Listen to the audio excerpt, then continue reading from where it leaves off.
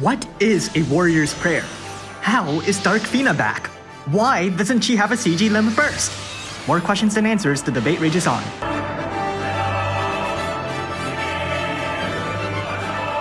Dark Fina's Trustmaster reward is clothes that can only be equipped by a support unit.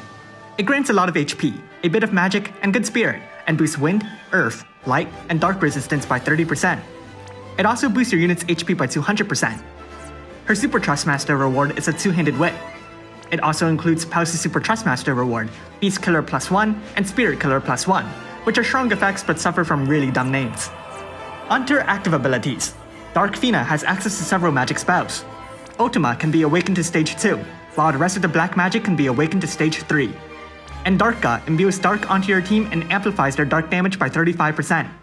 Distress might inflict some status ailments, so you can use that in your arena fight if you want.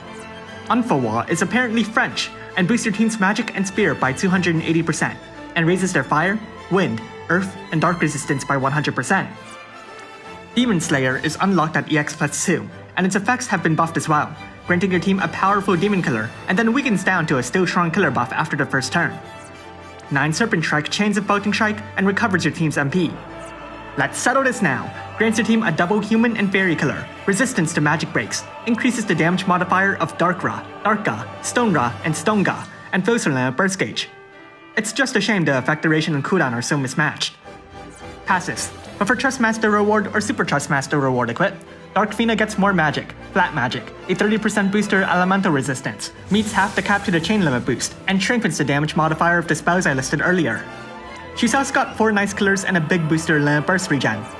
At the start of the battle, she'll automatically activate Preemptive Boost All, which boosts her team's stats by 250% and their limit burst damage by 200%, essentially giving the super limit burst damage dealers their super limit burst buff early. She also gets a field effect buff when using Asura, boosting her team's dark damage by 30%. At EX +2, she gets Warring Spirit. Let's look at her limit burst. It lowers your enemy's whip resistance by 20%, raises your team's stats by 350%, their limit burst damage by 250%, and their dark damage by 45%. As a super limit burst damage dealer, Dark Fina has access to Enhancement Shift, which really could have been interesting but just isn't. The super limit burst raises the whip imperil to 30%, the stat buffs to 400%, the limit burst damage buff to 300%, and the dark damage buff remains the same. Really thought we almost had something going there. Let's rank Brave ability. She has 1, it just raises its damage.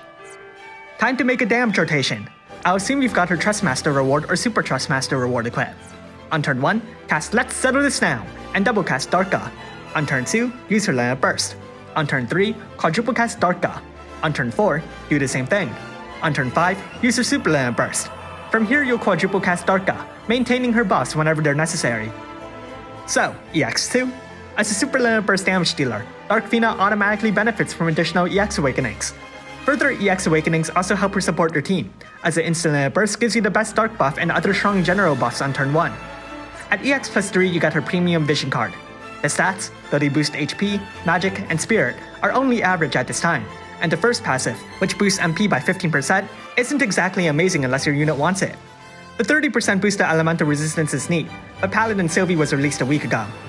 However, it's the last ability that sets this vision card apart, filling one ally's limit burst gauge. Unfortunately, only Dark Fina can use it, but an instant limit burst can be a potent tool in the right situation. So how good is Dark Fina? Overall, she's the best dark supporter in the game, doing a good job increasing dark damage output and throwing on a weapon peril. It's good if you make it work, but more often than not, it's quite a bit of trouble to go out of your way to find good whips. Believe it or not, she's actually been buffed compared to the Japanese version. It's not her dark buffs that's been buffed, but actually her killers and damage. Before, her demon killers can only reach 160% of EX +3, and now she can hit 250% of EX +2. Her other killers also increase from 125% to 150%, which, well, yeah, it's not as dramatic. Her locked passive received quite a few updates too. The flat magic boost was doubled from just 500. She now meets half the chain limit boost when she didn't at all, and her stage 3 magic has received a massive damage modifier boost. It's actually pretty significant too, given that even though it doesn't benefit from limit burst damage boosts, she can still quadruple cast them freely. Ultimately, with these buffs, not only does Dark Fina remain a powerful supporter, but she also becomes a strong earth or dark magic damage dealer. It definitely makes her a more interesting unit, as opposed to a fairly straightforward support like Fina, though she still unfortunately draws direct comparison to older supports. Her Demon Killer runs parallel to Paladin Sylvie, who also has 2 other Shrunk Killers that are currently less common. Dark Fina's other killers are Human, which is common, and Fairy, which is, well, I guess that one's fine. But ultimately, she can't maintain those 2 for longer fights. With more EX Awakening, she becomes incredible, especially with her Vision card, but wow, good luck affording that.